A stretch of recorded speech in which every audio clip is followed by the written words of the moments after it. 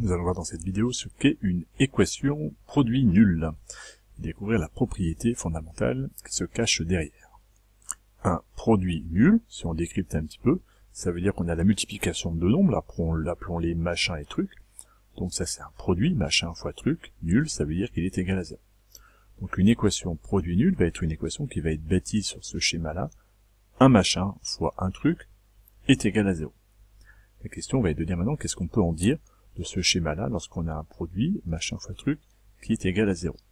Il y a une particularité avec la multiplication, qui est complètement évidente, qui est que si le produit est égal à 0, si le résultat de la multiplication est égal à 0, eh bien forcément il y a un des deux facteurs qui est nul. Cette propriété n'est pas vraie pour l'addition. Si j'ai un nombre plus un autre nombre qui est égal à 0, eh bien ça ne peut pas dire qu'un des deux nombres est nul. 3 plus moins 3 est égal à 0, ça ne pose pas de problème. Par contre, si j'ai 3 fois le nombre de trucs qui est égal à 0, eh bien forcément, le nombre de trucs est nul. Pour que la multiplication soit nulle, si le premier facteur n'est pas nul, forcément, le deuxième est nul. Réciproquement, si je me donne un nombre machin qui est différent de 0, un nombre truc qui est différent de 0, aucun des deux n'est nul. Eh bien, en leur faisant la multiplication, je suis certain que j'aurai un résultat non nul. Et donc, machin fois truc sera différent de 0 si les deux nombres, machin et truc, sont différents de 0. Tout ça pour dire, on tourne un petit peu autour de la même idée qu'on va essayer d'exprimer clairement, qui va être une propriété fondamentale, qui va nous servir pour résoudre des équations un petit peu plus complexes.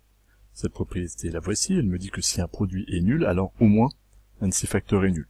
Propriété assez évidente, assez intuitive, elle pourrait être expliquée même en primaire, mais elle va nous permettre de résoudre des problèmes qui sont vraiment d'un niveau intéressant, puisque si jamais je suis amené à résoudre une équation de ce schéma-là, un truc fois un machin fois un truc est égal à 0, et bien alors, soit le premier facteur sera nul, soit le deuxième facteur sera nul.